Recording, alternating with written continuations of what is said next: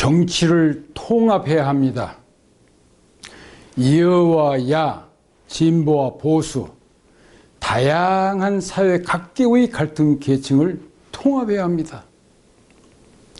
정치 통합 없이는 일자리 창출 어렵습니다. 정치 통합 없이는 경제 성장도 어렵습니다. 정치 통합 없이는 국가 발전도 어렵습니다. 정치 통합 없이는 아무것도 기대할 수 없습니다. 싸우는 집안에서 무엇을 기대할 수 있단 말입니까? 정치 통합은 반드시 이루어져야 합니다. 그렇다고 힘으로 정치 통합을 밀어붙이면 더욱 안 됩니다.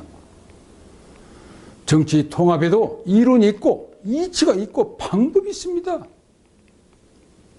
중용과 상생, 상별의 원리를 적용하면 정치 통합은 쉽게 이루어질 수 있습니다.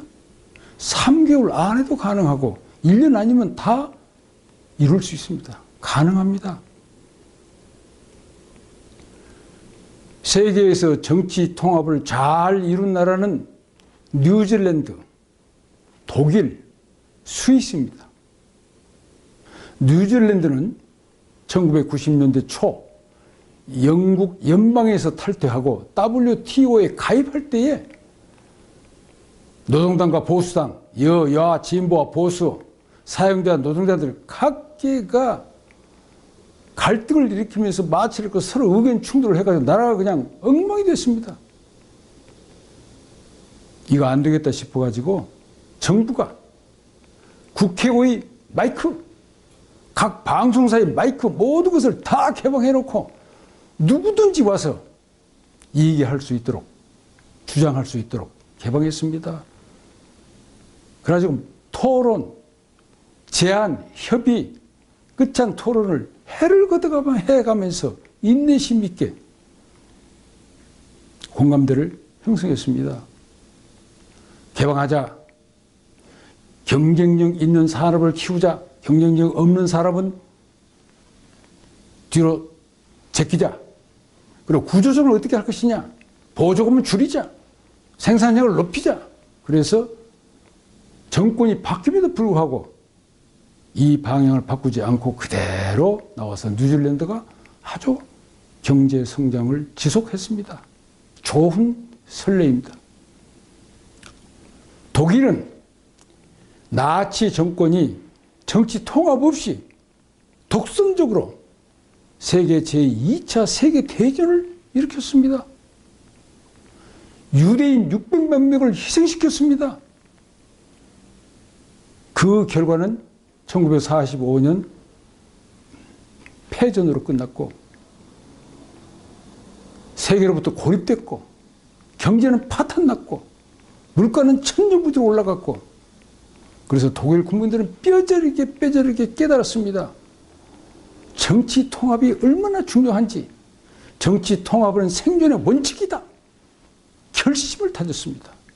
그래가지고 대학교는 물론 고등학교까지도 교과서에 다 올려 교육을 시켰습니다.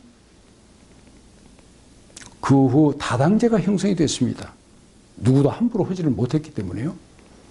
그 다당제에서 연립정부를 만들어 가지고 연립정부를 구성할 때부터서 엄청난 토론과 협상을 합니다.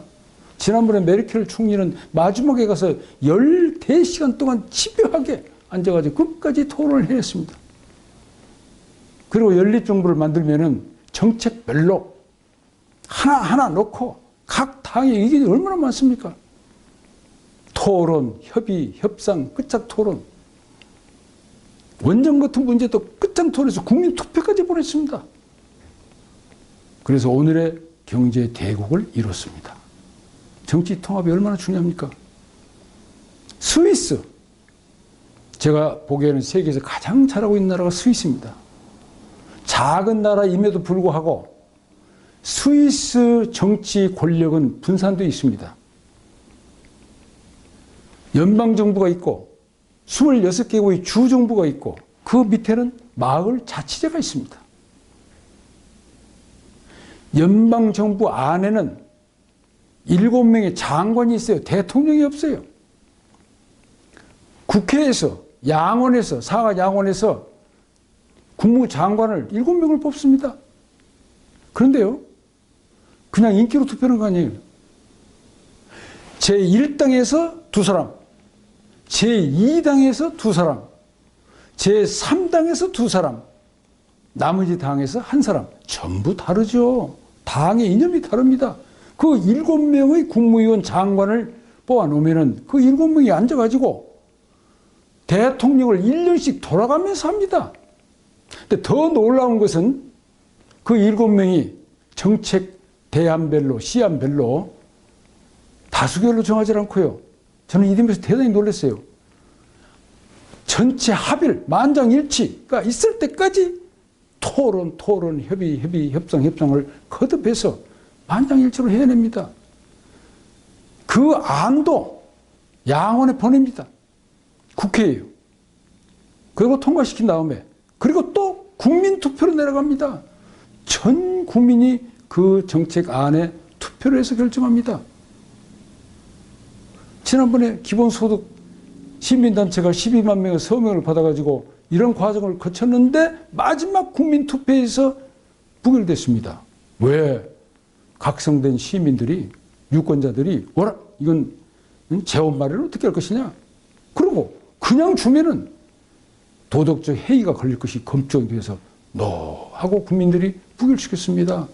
얼마나 훌륭하고 재밌고 모범적입니까? 그렇게 되면은 우리는 대통령 권력이 많아야 된다고 생각하잖아요. 국방 안보를 생각해서. 여러분, 연방정부는 7명의 장관이 돌아가면서 대통령을 하면서 외교, 안보, 국방 문제를 다루고 큰 정책만 다룹니다. 나머지 법 집행 행정은 거의 지방정부가 다 합니다. 그럼 힘이 없어 보일 거죠. 세계에서 가장 잘 사는 나라가 스위스요. 국민소득이 제일 높습니다. 그 다음에 가장 강한 국가가 스위스입니다. 나치 독일 정부가 군사가 침멸보고 됐어요. 왜? 전 국민이 병사입니다. 군인이에요. 그리고 각 집이 군사 기지입니다. 그 안에는 기관총이 있고 대포가 있고, 그리고 핵폭탄에도 깨지지 않는 벙커호가 있습니다. 그리고 스스로 자진해 가서 예비훈련을 받습니다. 내 집, 내 가족, 내 국가, 조국은 내가 지킨다 하는 국민의 강한 안보의식이 있기 때문에 독일 나치 군대가 못 들어갔어요. 중립국, 여러분 중립국 쉽게 되는 줄 아십니까? 중립국은 벨지움과 스위스였는데 벨지움은 국방이 없었어요. 국민의 자강, 내 조국, 내 집, 내 가족은 내가 지키겠다는 결의가 없었기 때문에 제일 먼저 희생시켰습니다. 근데 스위스는 못 들어왔어요. 그랬답니다. 스위스 국민들이, 지도자들이. 독일 나치군이여, 들어오라. 전쟁을 하면 우리는 질 것이다. 그러나 끝까지 싸울 것이다. 너희들 많은 희생을 각오해야 될 것이다. 그래서 계산해 봤더니 이건 안 되겠다 싶어서 포기했답니다. 여러분, 우리 안보 중요하죠. 국방 중요하죠. 배워야 합니다. 스위스에서 정치 통합이 얼마나 중요한지 절절히 배워서 다른 나라 한 사람들 있잖아요. 왜 우리는 못해요? 왜 여당이 집중적으로 몰고 나가냐고 야당하고 협의도 안 하고 이해관계를 달리는 사람들은 모든 사람들이 끝장 토론에서 끝까지 합의를 이뤄내야죠. 인내심을 가지고. 세종대왕님은 그 시대 500년 전에 조세정책 하나면서 13년을 걸려서 끝장 토론을 해내신 분입니다. 우리 선조들은 위대한 분이었어요. 왜 우리가 못해요? 우리가 더 많이 배웠고 지수이 높고 경제력도 하고 다 깨어난 사람들인데 할 수 있어요. 뭐 안 해서 그래요. 그래서 우리 정책 대안별로 최저임금, 주 52시간 근무제, 부동산 정책, 탈원전, 비정규직의 정규직화, 숱한 정책 대안을 하나하나 놓고 국회에서 아니면 사회에서 좋아요. 여야 대표, 노사 대표, 또 이해 당사자들의 대표, 전문가 집단 대표, 또 시민단체 대표 다 와서 끝장 토론을 해 끝까지 통일해서 합의를 이루세요. 만장일치로 스위스처럼, 지금 독일처럼, 뉴질랜드처럼 왜 우리는 못해요? 할 수 있어요. 정치 통합 없이는 아무것도 안 됩니다. 우리 각성해가지고 하나하나 지금부터라도 정치 통합해야 돼요.